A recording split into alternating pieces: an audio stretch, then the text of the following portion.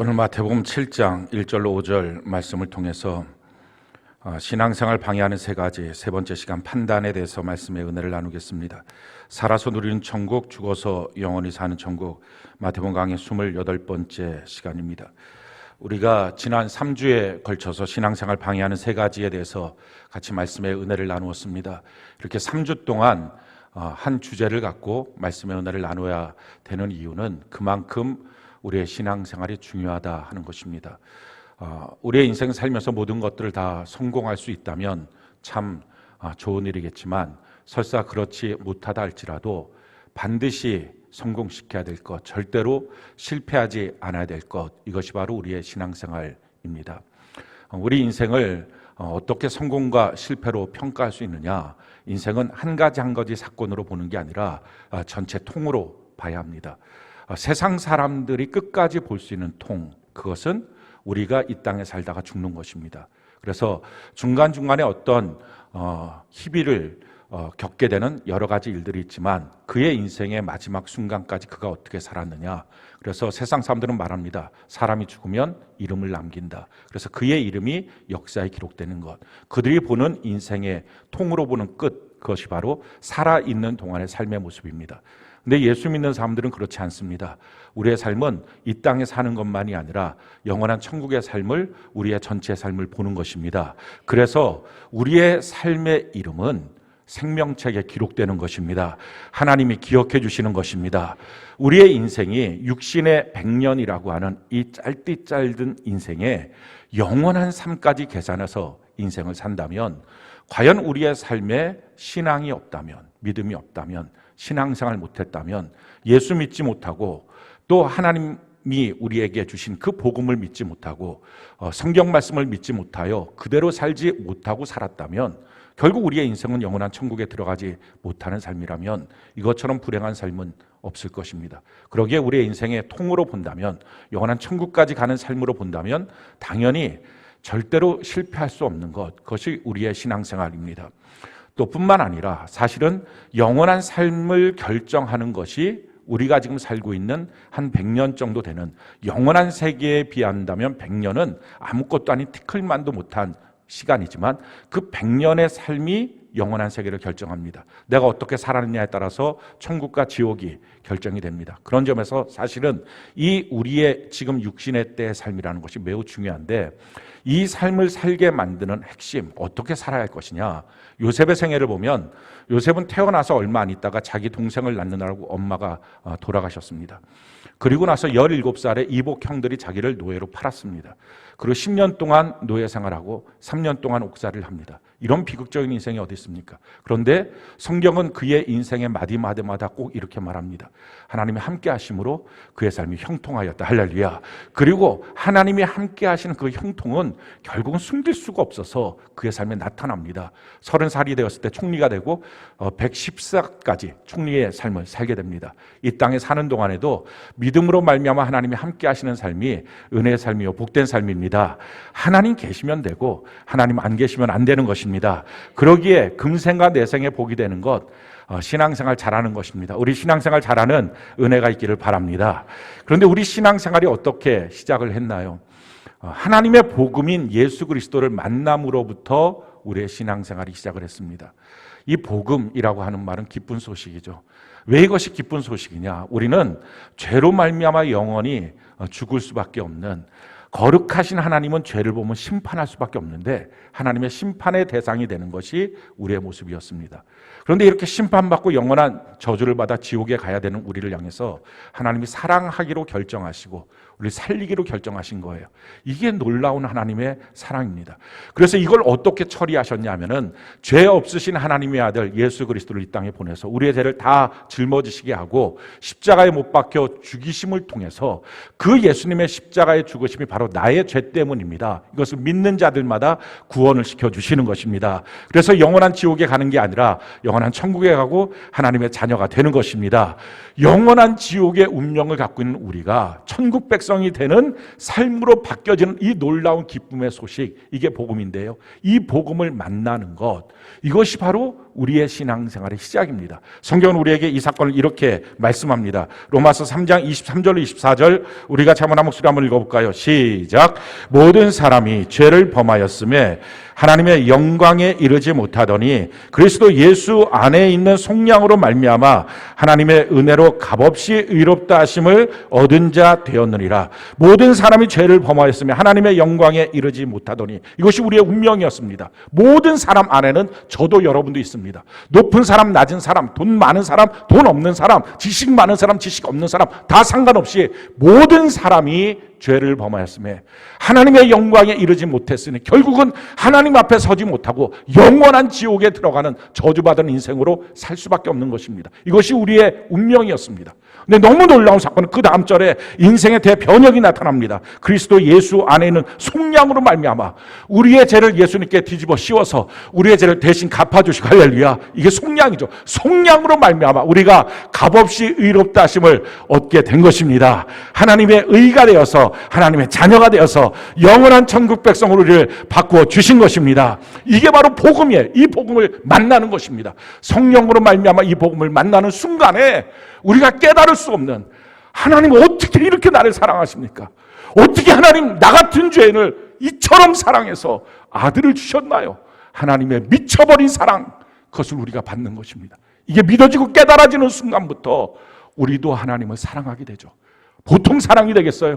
이 놀라운 창조주가 날 향하여 이처럼 사랑하셨다, 이것을 깨닫는 순간에 그냥 대충 사랑해요, 이게 안 나오는 거죠. 그래서 성경은 말해요. 마음을 다해서, 다른 데로 마음 둘 수가 없는 거예요. 내 성품과 뜻을 다해서, 나의 모든 생각이 사로잡혀서, 그리고 내 목숨을 다해서, 목숨을 거는 겁니다. 그렇게 하나님을 사랑하는 거예요. 그러니 이렇게 하나님을 사랑하지 않는 사람들의 눈에 봤을 때는 너무 지나치게 믿는 것이고 너무 미친 듯이 믿는다는 것입니다. 그래서 사람들이 말해요. 지나치게 믿지 말라고, 미친 듯이 믿지 말라고. 어떻게 그렇게 믿을 수 있냐고. 아니, 하나님의 미쳐버린 사랑을 만난 우리가 정말 그것을 만났다면 하나님을 향하여 미쳐버리는 것입니다. 그리고 더 놀라운 사실은요, 이렇게 하나님을 향하여 미쳐버린 사랑을 할 때만 이 땅을 정상적으로 온전하게 살아갈 수 있습니다. 성경이 우리에게 이렇게 말씀합니다. 고린도서 5장 13절로 14절 우리 같이 한번 한번 읽어볼까요? 시작. 우리가 만일 미쳤어도 하나님을 위한 것이요 정신이 온전하여도 너희를 위한 것이니 그리스도의 사랑이 우리를 강건하시는도다. 하나님의 사랑이 우리를 막 끄집어 당깁니다. 하나님의 사랑이 우리를 미치도록 만듭니다. 그래서 어떻게 해요? 그 사랑을 주신 하나님을 향하여 미쳐버린 사랑을 합니다. 그랬을 때 다른 사람들을 향하여 온전한 사랑을 할 수 있습니다. 하나님을 향하여 미쳐버리지 않았기 때문에 이 땅은요 다 미친 사회가 돼버리고 말았어요. 성경이 이것을 우리에게 이렇게 말합니다. 전도서 9장 3절 우리 같이 한번 한번 읽어볼까요? 시작. 모든 사람의 결국은 일반이라 이것은 해 아래에서 행하여지는 모든 일 중에 악한 것이니 곧 인생의 마음에는 악이 가득하여 그들의 평생에 미친 마음을 품고 있다가 후에는 죽은 자들에게로 돌아가는 것이. 평생 미쳐버린 마음, 왜? 악이 가득해서. 그래서 어떻게 합니까? 죽은 자들에게 영원한 지옥에 들어갈 수밖에 없는 것이 이 땅에 있는 모든 사람들의 운명입니다. 정말 이 땅에 있는 모든 사람들은 악이 가득해서 미쳐버렸습니다. 아니 어떻게 포로하고 있는 사람 뭐 월북이라고 하든 안 하든 상관없어요. 그걸 총으로 쓰고 불로 태웁니까? 이게 지금 제정신입니까? 악이 가득하여 미쳐버린 사람. 자기 아내가 생방송하고 있는데 휘발유를 갖고 불을 붙여서 그 자리에서 죽여버립니다. 이거 미쳐버린 사랑. 자기 집에 찾아오지 않는다고 자연과 자기 누나를 칼로 찔러버립니다. 그래서 죽여버립니다. 명절날에. 여러분 그것뿐이 아니잖아요. 아니 나이가 10대가 아니잖아요. 10대가 40대 50대 근데 욕해 됩니다. 이게 좀 미쳐버린 거 아닙니까? 지금 막 때립니다. 이거 좀 미쳐버린 거 아닙니까? 국회의원이 문자로 욕을 써대고 온 사회가 지금 미쳐버린 것입니다. 왜요? 악이 가득하여 평생에 미친 마음을 품다가 영원한 지옥에 가는 인생. 우리가 하나님을 향하여 미친 사랑을 할 때 정말 하나님이 실감나니까 하나님 앞에 서 있다는 것이 느껴질 때부터 주님을 경외함으로 두렵고 떨림으로 함부로 사람들에게 못합니다. 그래서 사람들에게 온전한 사랑을 할 수 있는 거예요. 이게 신앙생활이에요. 예수 믿는 사람만, 신앙생활 제대로 하나님 만난 사람만 이 땅에 온전하게 살아갈 수 있습니다. 그렇지 못한 모든 사람들은 미쳐버린 인생 가운데 평생 악한 마음 속에 미치고 살다가 남한테 다 미친 짓만 하다가 영원한 지옥에 들어가고 마는 것입니다. 어떤 사람들이 이렇게 말해요. 지나치게 믿지 말라고. 그러면 내가 하나님 지나치게 안 믿으면 내가 널 향하여 미쳐버리면 좋겠느냐. 너가 지금까지 했던 모든 일들을 내가 다 아는데 내가 하나님을 향하여 미쳐버리지 않으면 내가 널 향하여 미치면 좋겠느냐. 오늘날 이 땅에 얼마나 많은 사람들이 돈에 미치고 자녀에 미치고 자리에 미치고 지식에 미치고 그렇게 미쳐버린 사회에 지금 우리가 살고 있잖아요. 하나님께 미친 듯이 사랑할 때, 그분을 실감할 때, 살아계신 그분 앞에 눈에 보이지 않는다고 무시합니까? 눈에 보이지 않는다고 멸시합니까? 그러니까 사람들을 향해서 하지도 못할 짓들을 합니다. 우리의 인생이 하나님을 향해 미친 듯이 사랑하는 제대로 된 신앙생활을 하는 은혜가 있기를 바랍니다. 이 신앙생활을 방해하려고 마귀가 얼마나 애를 쓰는지 몰라요. 하나님의 일보다는 사람의 일들에 집중합니다. 그게 눈에 안 보이고 사람의 일은 눈에 보이니까 그래서 하나님을 향한 사랑을 죽여버립니다. 하나님 나라보다는 세상의 일들, 세상 사랑에 더 미치게 합니다. 그래서 돈, 염려, 판단에 인생이 빠지게 합니다. 돈이라고 하는 것 사람들을 미치게 만들죠. 근데 그 미친 결과의 끝이 무엇입니까? 성경을 우리에게 이렇게 말합니다. 디모데전서 6장 10절 우리가 자문한 목소리 한번 읽어볼까요? 시작. 돈을 사랑함이 일만하게 뿌리가 되나니 이것을 탐내는 자들은 미혹을 받아 믿음에서 떠나 많은 근심으로써 자기를 찔렀도다. 믿음에서 결국 떠나게 된다는 것입니다. 염려도 마찬가지입니다. 누가복음 21장 34절 우리가 자문한 목소리 읽어볼까요? 시작. 너희는 스스로 조심하라. 그렇지 않으면 방탕함과 술 취함과 생활의 염려로 마음이 둔하여지고 뜻밖의 그날이 덫과 같이 너희에게 임하리라. 우리의 영적인 목을 눌러 죽여서 점점점 질식하여 영적 무기력에 빠지게 만드는 것, 이것이 바로 염려입니다. 자, 그런데요, 우리가 지금까지 이 두 내용에 대해서 지난주에 다루었습니다. 돈, 염려. 근데 이것은 우리의 신앙의 삶을 서서히 죽입니다. 자기도 모르는 사이에 신앙생활 여전히 하고 있는 것처럼 착각하다가 어느 순간인가 내 신앙이 아무것도 없는 것처럼 만들어집니다. 그런데 오늘 다루게 될 판단은 다릅니다. 판단은 즉시 죽습니다. 그래서 조심해야 됩니다. 혹시 우리 안에 이 판단의 죄악들이 있다면, 마귀가 우리에게 심어놓은 이 죄악들이 있다면 이것은 반드시 오늘 예배 시간에 즉각적으로 뽑아내야 말씀이 기회입니다. 그래야 우리의 영혼이 살게 되고 신앙생활 하나님을 향하여 미친 듯이 사랑하는, 목숨을 다하여 신앙생활하는 그것이 정상이에요. 그렇게 우리 살아가는 은혜가 있기를 바랍니다. 이렇게 목숨을 다하여 신앙생활 할 때만이 주변에 있는 많은 것들에 대해서 이길 수 있고요. 그래야만 세상의 다른 것들 앞에 목숨 걸지 않습니다. 세상 사람들이 왜 이렇게 미쳐버렸습니까? 다른 거에 목숨 거니까. 그래서 안 되면 자살하고 되면 이상한 짓 하고, 이게 지금 세상이 돌아가고 있는 형편입니다. 우리 이렇게 살지 말고 우리 하나님께 제대로 목숨 걸고 주님 사랑함으로 이 땅을 온전하게 제정신 차리고 사는 우리 모두가 되는 은혜가 있기를 바랍니다. 판단이라고 하는 것은요, 내가 주인 되는 거예요.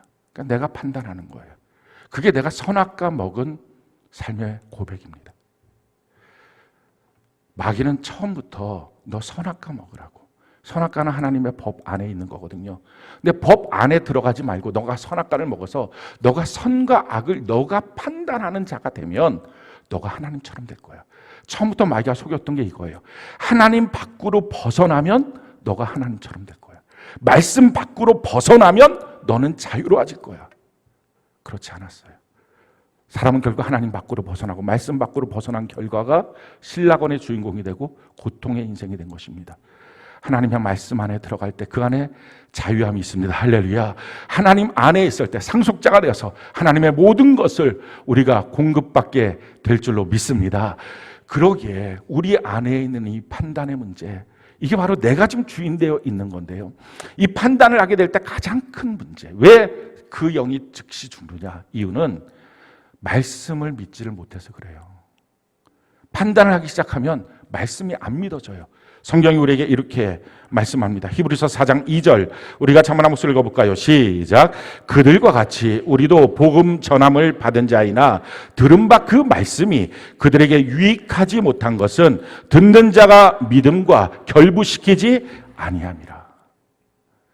왜 하나님의 말씀을 수없이 듣지만 그 말씀이 내게 유익되지 않느냐, 그것이 내 안에 일하지 못하느냐, 이거는 믿음과 결부가 안 돼서 그래요. 그러니까 하나님의 말씀을 받을 때 믿음으로 결부가 돼야 된다. 이건 통째로 하나님의 말씀이야, 이렇게 들려야 되는데 자기가 주인 돼서 들어보고요, 내가 한번 보고요, 봐서 내가 받을 만하면 받고요, 그렇지 않으면 못 받고요, 지식과 정보는 받아도 거기에 대해서는 안 하고, 그러다 보니까 나타나는 현상이 뭡니까? 하나님의 말씀을 듣고 은혜는 받고 눈물을 흘리고 결단은 해도 그 말씀대로 사는 일은 또 다른 차원이 돼버린 거예요. 혹시 여러분들 가운데 그런 분들 있습니까? 하나님의 말씀은 들어요, 하나님의 말씀은 은혜를 받아요. 근데 그 말씀대로 살기 위해서는 또 다른 결심이 필요하고 또 다른 결단이 필요하다고 그래요. 그렇지가 않아요.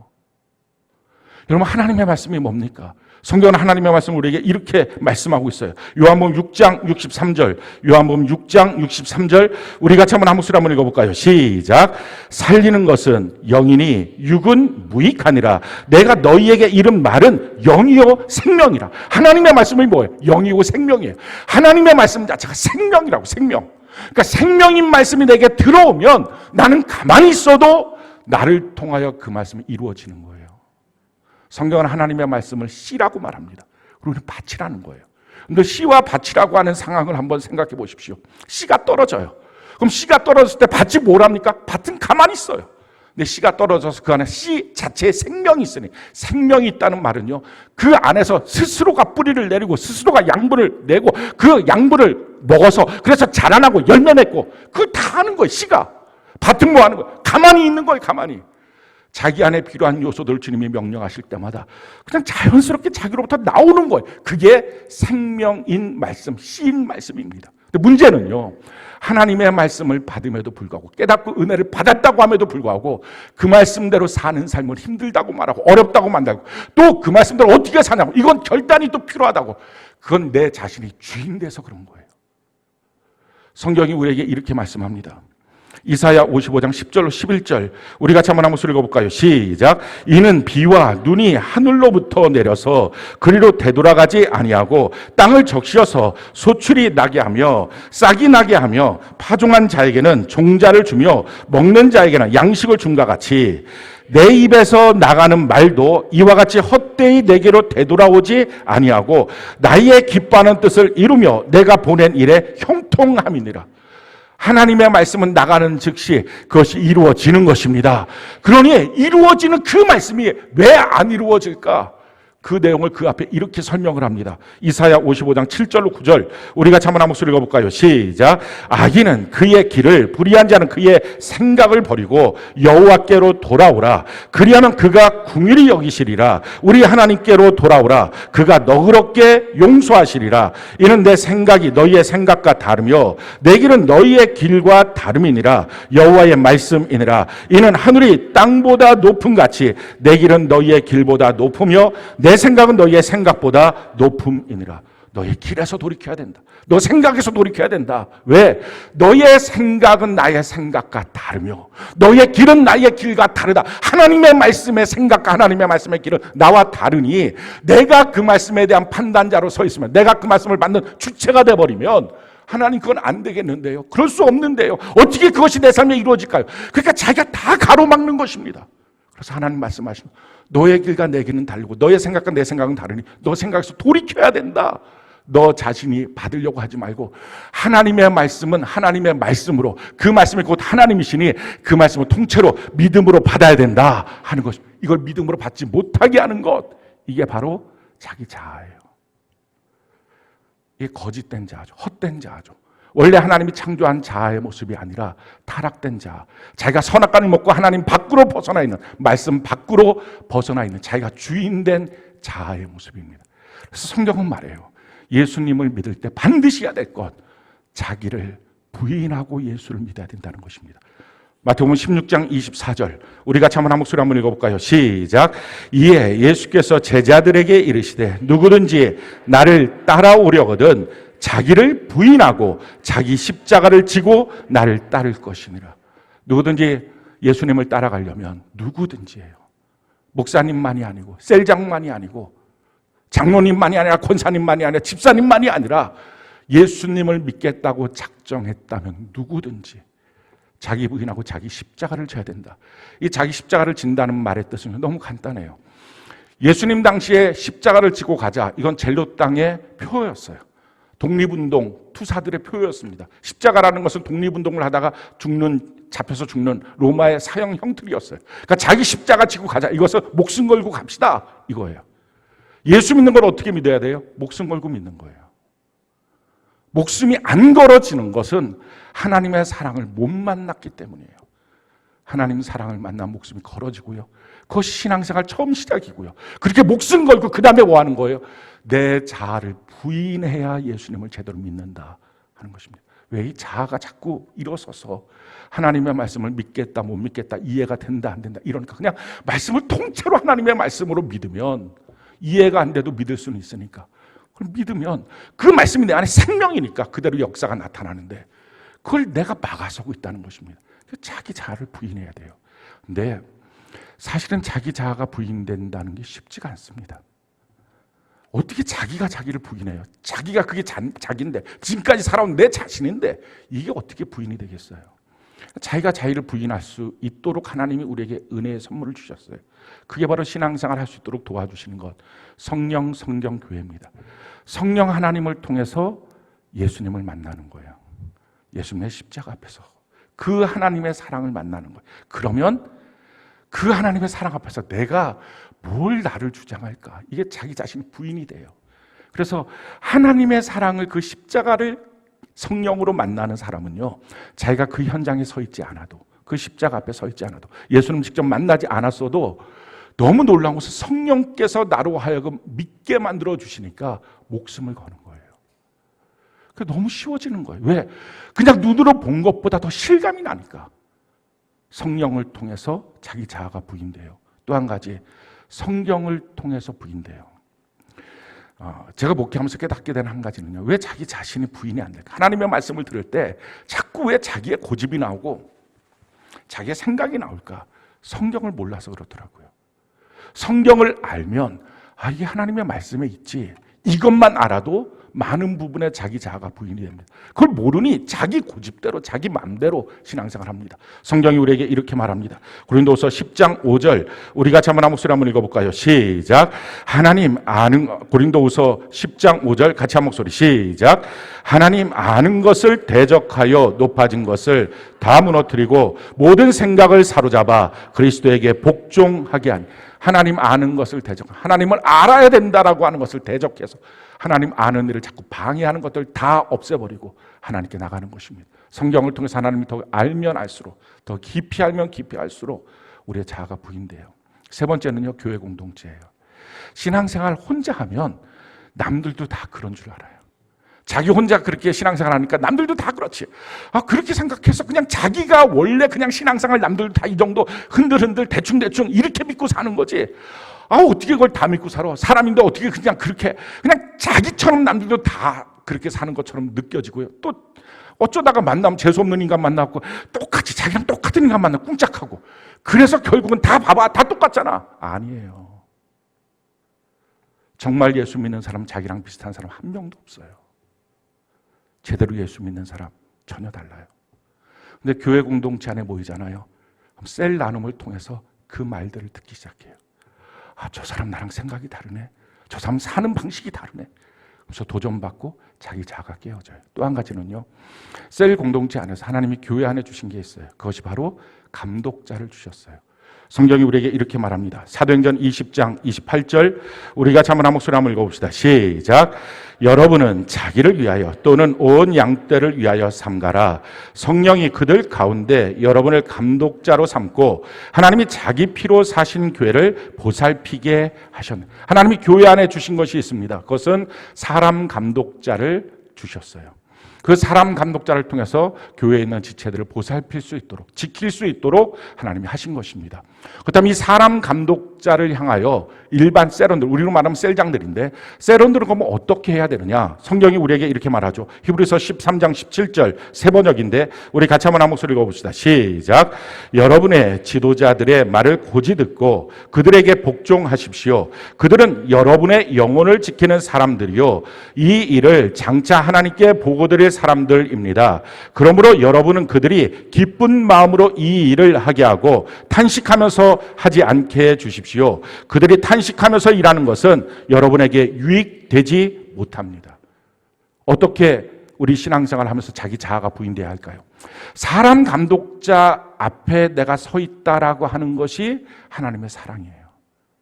그 사람 감독자가 내가 봤을 때 인격이, 또 내가 봤을 때 어떤 지식이, 내가 봤을 때 어떤 자격이, 그거 하나도 없이, 심지어는 교회 안에서 신학을 한 것도 아니고 목사님도 아니고 그냥 어떤 같이 있던 집사님 중에 한 분을 세우기도 하고, 또 심지어는 자기보다 늦게 온 집사님, 자기가 열심히 셀레베 드릴 때 셀레베 안 드리고 뺀질거렸던 그 집사님 느닷없이 갑자기 은혜 받아갖고 그냥 셀레베 열심히 드리다가 갑자기 셀장 시키고 그러면서 내 앞에 세워놓고 그 앞에 복종하라 이러니까 화가 확 나고 어떻게 이러시느냐. 근데 그게 사랑이에요. 그 복종하면서 뭐가 돼요? 내 자아가 부인되는 거예요. 고집스러운 자아가. 이게 부인이 안 되면 예수 믿지 않는 건데, 100년을 예수 믿어도 단 하루도 믿은 게 아닌데 사람 앞에 섬으로 이게 부인되는 거예요. 그러니까 이게 사람 앞에 섬으로 부인되는 건데 이게 싫으니까 사람들이 어떻게, 나는 주님만 따라갑니다. 이 말은 꼴도 보기 싫어, 나는 내 맘대로 가겠다 이거, 나는 하나님만 바라보, 이거 다 아닌 거예요. 성경은 말해요. 그냥 거기 있어라, 그 앞에 있어라. 그래서 너 자신을 부인하라. 어떻게 부인하냐고요? 성경이 이렇게 말해요. 여러분의 지도자들의 말을 고지 듣고, 이게 첫 번째예요. 말하는 거, 셀장들이 뭐라고 말하면 그걸 고지 들어요. 저 인간이 지금 왜 저렇게 말하지? 이렇게 하지 말고 이걸 고지 들어야 돼요. 고지 듣고. 그 다음에 뭐예요? 그들에게 복종하십시오. 하나님께 복종이 아니라 그들에게 복종하십시오.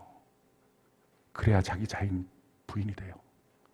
그러면서 뭐라고 말합니까? 그들은 여러분의 영혼을 지키는 사람들이에요. 사랑하는 성도 여러분, 여러분 스스로 자기 영혼 지킨다고 착각하지 마십시오. 내 영혼 내가 지키지. 아니에요. 단 한 명도 그렇게 되는 사람은 없습니다. 영적인 리더가 내 영혼을 지켜주는 거예요. 그래서 영적인 리더는요, 그 영혼들에 대해서 제대로 관리하지 못해서 잃어버리면 하나님 앞에 그 핏값을 받는 거예요. 그 마음으로 영적인 리더의 삶을 사는 것입니다. 그러면서 이렇게 말해요. 이 일을 장차 하나님께 보고드릴 사람입니다. 어떤 분들이 목사님께 말했어, 안 말했어? 목사님께 보고했지. 보고는요, 기도와 버금가는 거예요. 저도 하나님께 날마다 보고해요. 하나님 이렇고 이런 성도 있고 저런 성도 있고 이렇게 보고해요. 그렇게 하면 하나님 저 사람 속상해 죽겠어요. 그러면 하나님 깨닫게 해주고, 아니야 너는 더했어 이런 말씀하시고, 또 어느 때는 진짜 하나님 괴로워요. 그럼 그래 나도 그 인간 보면 괴로워 이래서 공감해 주시기도 하시고. 이게 지금 이게 보고예요. 기도가 보고예요. 마찬가지예요. 셀장들이 저한테 얘기하는 것 당연히 말해야죠. 그걸 말하지 못하게 하는 것, 이게 위험해지는 거예요. 하나님 사랑 감독자를 셀 안에 세워주셨습니다. 이유가 뭐예요? 하나님 편에 누군가는 서 있어야 된다는 거예요. 하나님의 말씀만을 증거해야 된다는 거예요. 근데 이 사랑 감독자가 타락하는 건 딱 한 가지입니다. 세론과 똑같아지는 거예요. 그래서 끊임없이 성도들이 이런 짓을 합니다. 아모스에 보면 와서 같이 술 먹자, 나실인들 술 먹이고 우리랑 같이 있자, 우리랑 같은 말 하자. 아니요. 거기서 하나님의 말씀을 증거하고요, 전혀 다름으로 서 있어야 됩니다. 그래서 나랑 그들과 소통이 잘 안 해요. 소통하게 하시는 이는 성령님이니 인본주의에 빠지지 말고 그 가운데 반듯하게 서 있어야, 그래야 하나님의 사람으로 쓰는 거예요. 그리고 나서 그들의 모든 것들을 다 고백하고 말해야 돼요. 하나님께 보고할 건데 목사에게 보고를 못 하겠어요? 그거 당연히 해야 되는 것입니다. 그러므로 여러분은 그들이 기쁜 마음으로 이 일을 하게 하고 탄식하면서 하지 않게 해주십시오. 그래야 여러분들에게 유익이 있습니다. 여러분들이 혹시 셀장한테 오늘 셀예배 드릴 테니까 만나면 꼭 물어보세요. 혹시 저로 인하여 탄식하십니까? 그럼 빨리 회개하고 돌이켜야 돼요. 왜 탄식하게 됩니까? 그게 판단의 죄예요. 매우 위험한 거예요. 신앙이 즉시 죽을 수 있어요. 이런 교회 공동체 안에서 우리가 우리의 자아가 죽어짐을 통해서 자기 자아를 죽여서 하나님의 말씀을 믿는 사람으로 우리를 바꿔가는 것입니다. 이런 판단하는 문제에 있어서 아마 여러분들이 영적인 리더를 향해서 이런 고민들도 있을 것입니다. 그래 목사님 뭐 성경에 나왔으니까 다 그럼 이제 하긴 할 텐데 그러다가 이 영적 리더가 잘못돼 갖고 우리를 다 끌고 이단으로 가거나 하나님의 말씀을 잘못하게 하면 어떡합니까? 그러니까 내가 눈 부릅뜨고 그 사람이 제대로 가나 안 가나 이거 봐야 되지 않습니까? 라고 말하시는 분들을 위해서 성경은 친절하게 이렇게 또 말씀합니다. 로마서 14장 4절 우리 같이 한번 읽어볼까요? 시작. 남의 하인을 비판하는 너는 누구냐? 그가 서 있는 것이나 넘어지는 것이 자기 주인에게 있음에 그가 세움을 받으리니 이는 그를 세우시는 권능이 주께 있습니다. 하나님의 종이라고 말하지 않습니까? 그렇다면 하나님의 종이니 하나님이 알아서 하실 것입니다. 왜 여러분들이 거기에 껴서 뭐라고 말하겠어요? 그렇지만 사람인지라 여전히 불안하잖아요. 그래도 아무리 그래도 이런 말들이 계속 나오지 않겠습니까? 그래서 해야 될 게 뭐예요? 판단하지 않고 분별하는 거예요. 판단은 내가 주인 돼서 이렇다 저렇다 말하는 게 판단이고요. 분별은 하나님의 말씀인 성경이 주인 돼서 성경대로인지 성경이 아닌지로 보는 것입니다. 성경대로 성경에 맞다라고 하면 복종하고요. 성경 아니다 그럼 찾아가십시오. 그래서 말하십시오. 성경이 이렇게 나오는데 왜 이렇게 하십니까? 그러면 아마 설명을 해줄 겁니다. 왜? 자기가 알고 있는 성경 이외의 부분, 성경 안에서도 다른 부분의 해석이 있기 때문에. 또 어떤 경우에는 맞죠. 제가 잘못했습니다. 하고 그렇게 복종될 거예요. 그렇게 하는 걸 통해서 더 성숙한 모습을 보이는 것입니다. 사도행전 17장 11절 우리가 한번 한 목소리 한번 읽어볼까요? 시작. 베레아에 있는 사람들은 데살로니가에 있는 사람들보다 더 너그러워서 간절한 마음으로 말씀을 받고 이것이 그러한가 하여 날마다 성경을 상고함으로 간절함으로 말씀을 받으십시오. 그리고 성경을 통해서 정말 저 지도력이 옳은 것인지를 항상 분별하십시오. 그래서 성경에 맞으면 맞는 거예요. 그 성경대로 우리가 살아가는 하나님의 말씀을 믿고 그 믿음대로 살아가는 은혜가 있기를 바랍니다. 이렇게 하지 못하도록 내 자아가 불끈불끈 올라오는 것, 분별이 돼야 되는데 분별이 안 되게 만드는 것, 먼저 뭘 해서 그래요? 판단해서 그래요. 그러니까 이 판단이 되면 하나님의 말씀도 못 믿고 판단이 되면 교회 공동체를 향해서도 자꾸 비난이 나오고 비평이 나오고 리더를 향해서도 자꾸 비난이 나오고 이런 마음들이 드니까 성경으로 분별하고자 하는 마음까지 못 가는 거예요. 그래서 결국은 자기 영혼을 망하게 하는 것입니다. 이 판단으로 나타나는 현상은요, 자기 자신을 향해서는 정죄하고 고집을 부려요. 그리고 다른 사람들을 향해서는 비판해요. 오늘 이 판단의 문제를 우리가 다루게 될 텐데 자기 자신을 향하여 고집 부리는 것. 고집은 뭐예요? 다 알아요. 아는데 내 마음이 풀릴 때까지는 풀고 싶지 않은 거예요. 풀리는 게 자존심 상하는 거예요. 막 그래갖고 딱 내 마음이 안 풀렸다. 뭐 물어보면 다 알아. 하나님의 말씀으로 이렇게 알아. 그렇지만 아직 내 마음은 아니야. 이렇게 하는 분들에게 성경은 이렇게 말합니다. 로마서 2장 5절 우리 같이 한번 한 목소리 한번 읽어볼까요? 시작. 다만 내 고집과 회개하지 아니하는 마음을 따라 진노의 날 곧 하나님의 의로우신 심판이 나타나는 그날에 임할 진노를 내게 쌓는다. 내가 고집 부리고 있는 시간만큼 하나님의 진노가 내게 쌓이고 있습니다. 그리고 어느 날 그것이 내 삶에 쏟아지게 됩니다. 그래서 이 고집 부리는 것 하루가 하나님의 계산법 아닙니까? 하루가 넘어가면 안 된다는 거예요. 하루 안에 고집은 다 해결돼야 된다는 것입니다. 또 한 가지 판단을 하는데 자기가 자기 자신을 판단해요. 그래서 정죄를 하는 거예요. 자기가 세워놓은 기준인데 그 기준에 못 미친다고 자기가 나는 신앙도 아니야. 나는 예수 믿는 것도 아니야. 난 구원받는 것도 아니야. 막 이렇게 막 자기 자신을 함부로 판단합니다. 아니에요. 자기가 세워놓은 기준대로 있지 말고 그게 자기가 주인 된 거거든요.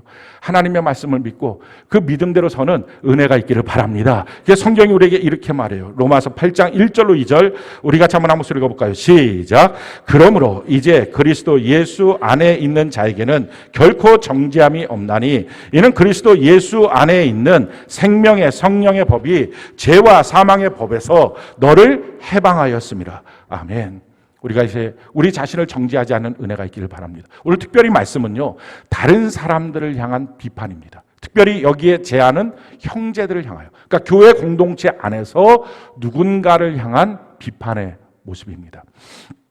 성경은 말해 비판하지 말라라는 것입니다. 이것이 예수님의 말씀이에요.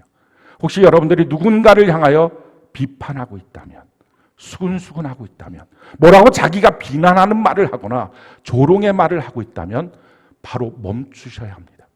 예수님의 명령이에요. 너 누군가를 향하여 비판하지 말라 하는 것입니다. 이 비판이라고 하는 말은 다른 사람의 허점, 단점, 약점을 언어를 통하여 공격하는 언어 폭력이에요. 그럼 주님이 용납할 수 없는 거예요. 내가 갖고 있는 나의 안경을 통해서 다른 사람을 판단하는 거예요. 내가 갖고 있는 어떤 자를 통해서, 그래서 길다 짧다 내가 말하는 거예요. 하나님이 주인이신데 내가 함부로 말하는 거, 이건 뭐 이렇게 짧아, 이건 왜 이렇게 길어, 제가 갖고 있는 자를 통해서. 또 한 가지는요, 자기 자신을 높이기 위해서 다른 사람을 일부러 낮추는 거예요. 그게 바리새인들이 했어요. 그래서 오늘 이 비판하는 자를 향해서 5절에 이렇게 외식하는 자여 먼저 내 눈 속에는 들보를 빼어라. 이 외식하는 것이 바로 바리새인들의 특기였는데 왜 비판이 외식이 되느냐? 자기를 높이기 위해서 다른 사람을 낮추는 것입니다. 성경이 그것을 우리에게 이렇게 말씀하고 있어요. 마태복음 5장 20절 우리 같이 한번 읽어볼까요? 시작. 내가 너희에게 이르노니 너희 의가 서기관과 바리새인보다 더 낫지 못하면 결코 천국에 들어가지 못하리라. 서기관과 바리새인들의 의보다 더 나아야만 천국에 가지. 요 정도 수준은 천국 못 간다. 그러면 서기관과 바리새인들의 의의 특징이 뭡니까? 누가복음 18장 11절 우리가 한번 읽어볼까요? 시작. 바리새인은 서서 따로 기도하여 이르되 하나님이여 나는 다른 사람들 곧 토색, 불의, 간음을 하는 자들과 같지 아니하고 이 세리와도 같지 아니함을 감사하나이다. 다른 사람들을 낮추고 다른 사람들을 정죄함을 통해서 자기의 높음과 거룩함을 나타내려고 하는 이 의를 자랑하는 모습, 이런 마음을 갖고 있는 자는 그 입술이 있으면 천국 못 들어간다는 거예요. 그 입술을 당장에 버려야만 천국 시민으로 살 수 있습니다. 성경은 말해요. 절대로 비판하지 말라. 특별히 형제들에게, 외인들을 향하여서는 성경이 말하고 있지 않아요. 그러니까 외인들을 향해서는 비판해도 되고 책망해도 됩니다. 근데 성경 안에서 이 교회 공동체 안에서 형제들을 향하여 비판하지 말라라는 것입니다. 왜 비판하면 안 되느냐? 두 가지 이유를 주님이 말씀하셨어요. 첫 번째 이유는요, 누구든지 비판받기를 싫어한다 하는 거예요. 여러분, 이 중에서 혹시 비판받는 거 좋아하는 사람 있으면 누가 날 욕하면 너무 행복해, 이런 사람 없어요. 이거 변태라 그래. 이런 사람들은 그러니까 아무도 자기를 욕하는데 기분 좋아하는 사람 없어요. 저도 제 욕하는 거 제일 싫어해요. 막 속이 너무 상하고. 요즘에는 좀 그런 게 없어요. 옛날에는 그 셀 보고서에 보면 가끔다 이런 거 있었어요. 목사님 설교하는 건 뭐 제대로 믿어지지도 않고 왜 설교대로 꼭 살아야 되며 뭐 꼭 그렇게 살아야만 예수 믿는 겁니까? 뭐 이렇게 셀 예배 시간 말씀의 은혜를 나누려는 엉뚱한 거 나누고 그런 게 이제 셀 보고서에 있는 거예요. 그거 보면 이렇게 땀을 뻘뻘 흘리면서 설교하는데 제가 헛된 말 하겠냐고요. 그러니까 이게 막 속이 상해갖고. 누구도 비판, 자기를 하는 거, 욕하는 거 싫어해요. 제일 욕하는 거 싫어하는 사람이 누군지 아십니까? 다른 사람 잘 비난하는 사람이에요. 맨날 다른 사람이 이렇다 저렇다 하는 사람이 누군가가 넌 왜 그래? 막 손 부들부들 떨면서 막 견디지 못하는 거야. 이게 화가 나고 그냥 하나님 앞에 기도를 하는데 기도가 안 된다고. 당연히 안 돼요. 하나님 입술을 때렸기 때문에 그게 기도가 될 수가 없는 거예요. 회개부터 해야지 기도가 되지. 그러니까 이게 누군가를 비난하고 비판하는 거, 그거 안 되는 거예요. 다 싫어하는데 성경이 그래서 이렇게 우리에게 말합니다. 7장 1절 2절. 오늘 마태복음 7장 1절 2절. 우리 같이 한번 읽어볼까요? 시작. 비판을 받지 아니하려거든 비판하지 말라. 너희가 비판하는 그 비판으로 너희가 비판을 받을 것이요 너희가 헤아리는 그 헤아림으로 너희가 헤아림을 받을 것입니다. 내가 비판하면 그대로 비판받는다. 뿌린 대로 거둔다. 이게 하나님의 법칙이에요. 내가 누군가를 막 손가락으로 헤아리고 있었으면 그러면 너 그대로 헤아림 받는다. 그러니 지금 내가 싫은 거를 왜 남한테 하느냐는 거예요. 대접을 받고 싶은 대로 너도 대접해야지. 너가 다른 사람부터 칭찬받고 좋은 말 듣기 원한다면 너의 입술에서 비난하는 말, 수근수근거리는 거, 비판하는 말 이거 절대로 하면 안 된다 하는 것입니다. 두 번째 이유는요. 비판하는 사람 자체가 극단적인 모순에 빠졌기 때문에 그래요. 성경은 이렇게 말해요. 3절, 4절, 5절 우리 같이 한번 목소리 읽어볼까요? 3절, 4절, 5절 같이 한 목소리 시작. 어찌하여 형제의 눈 속에 있는 티는 보고 내 눈 속에는 들보는 깨닫지 못하느냐. 보라 내 눈 속에 들보가 있는데 어찌하여 형제에게 말하기를 나로 내 눈 속에 있는 티를 빼게 하라 하겠느냐. 외식하는 자여 먼저 내 눈 속에서 들보를 빼어라. 그 후에야 밝히 보고 형제의 눈 속에서 티를 빼리라. 성경은 이렇게 말합니다. 누군가를 향해서 비난하고 비판하고 수군수군하는 사람들의 특징은 자기 눈엔 들보가 있고 그런데 그 사람 눈에 있는 티끌 하나 빼려고 하는 소리다 하는 거예요. 대들보와 티끌 수천 배. 그러니 누군가를 향해서 함부로 말하는 사람들은요. 그 안에 있는 죄악이 예수님이 말씀하신 거예요. 수천 배 더 많다. 너가 누군가를 비난하는 그 사람보다 너의 죄가 수천 배는 지금 더 많다. 그런데 너가 다른 사람 죄를 지적해? 이건 극단적인 모순이야 라는 거예요. 사랑하는 성도 여러분, 누군가를 향해서 비난하고 비판하는 말들이 쉽습니까? 성경 그 말들을 이렇게 표현하고 있어요. 야고보서 3장 2절, 5절, 6절 우리 같이 한번 목소리 한번 읽어볼까요? 시작. 우리가 다 실수가 많으니 만일 말에 실수가 없는 자라면 곧 온전한 사람이라 능히 온 몸도 굴레 씌우느니라. 이와 같이 혀도 작은 지체로되 큰 것을 자랑하도다. 보라 얼마나 작은 불이 얼마나 많은 나무를 태우는가. 혀는 곧 불이요 불의의 세계라. 혀는 우리 지체 중에서 온 몸을 더럽히고 삶의 수레바퀴를 불사르나니 그 사르는 것이 지옥불에서 나느니라. 우리가 누군가를 비판하고 비난하는 말은 내가 말하고 난 말이 없어진 줄 압니다. 나는 말하고 기억도 못하는 경우들도 많이 있습니다. 그런데 그 말은 누군가의 마음속에 쑥 들어가서 그 안에 씨가 자라나서요. 그 인생의 수레바퀴를 다 불태우고 있는 거예요. 그 들었던 말 한마디가 자기 인생의 자화상을 결정하는 거예요. 그래서 이렇게 말해요. 그 말이 어디서 나왔는지 아니? 지옥불에서부터 나온 것이다. 내가 누군가를 향해서 함부로 말하는 것, 비난하는 것, 비방하는 것, 수근수근하는 것, 그 모든 말들은 지옥불에서부터 솟아나온 것이다. 성령이 역사하시니까 오순절 마가의 다락방에 우리의 입술을 바꿔놨어요. 그게 방언이에요. 마귀가 역사하니까 그 마음속에서부터 비난, 비방, 수근수근이 나와서 지옥불로 삶의 수레바퀴를 불태우는 것입니다. 마귀에게 쓰임받지 마십시오. 그 끝은 마귀와 함께 영원한 지옥에 들어가는 것입니다. 혹시 여러분들 안에서 무엇인가를 함부로 판단하고 비방하고 말하고 싶은 일들이 생긴다면 꼭 기억하십시오. 성경은 우리에게 이렇게 말합니다. 야고보서 4장 11절로 12절 우리 같이 한번 목소리 한번 읽어볼까요? 시작. 형제들아 서로 비방하지 말라. 형제를 비방하는 자나 형제를 판단하는 자는 곧 율법을 비방하고 율법을 판단하는 것이라. 내가 만일 율법을 판단하면 율법의 준행자가 아니요 재판관이로다. 입법자와 재판관은 오직 한 분이시니 능히 구원하시기도 하시며 멸하기도 하시느니라. 너는 누구이기에 이웃을 판단하느냐? 너가 하나님 자리에 올라갈 것이냐? 그래서 마귀예요. 마귀는 하나님과 그 위치를 비기고 싶어서 올라가다가 마귀가 된 거예요. 내가 누군가를 향해서 비난하고 판단하고 있는 그 자체가, 함부로 말하고 있는 그 자체가 마귀가 된 것입니다. 그러니 어떻게 그 사람이 구원을 받겠어요? 그러니 어떻게 그 사람의 신앙이 유지되겠어요?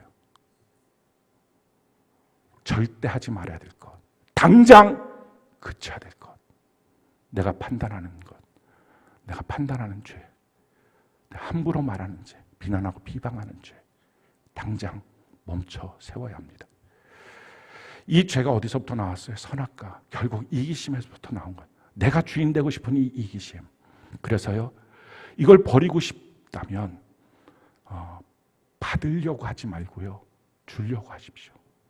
자꾸 뭔가 자기가 받으려고 하다 보니까 비판, 판단, 비방이 나와요. 그냥 자기한테 준 사람만 좋아. 자기한테 안 준 사람 또 이글. 그게 되는 게 아니라 모든 사람한테. 그래서 함께 하는 것입니다. 교회와 함께, 성령과 함께, 성경과 함께 나를 부인하고 나의 인생을 주님 앞에 드리면서 그렇게 믿음으로 살아갈 때 우리가 비방하지 않아요. 판단하지 않아요. 그렇게 수군수군하지 않아요. 그럴 시간이 없어요. 사랑하기에도 모자란 시간. 우리 평생 사랑하며 살아가는 은혜가 있기를, 그래서 하나 되어 살아가는 은혜가 있기를 예수님 이름으로 축원합니다.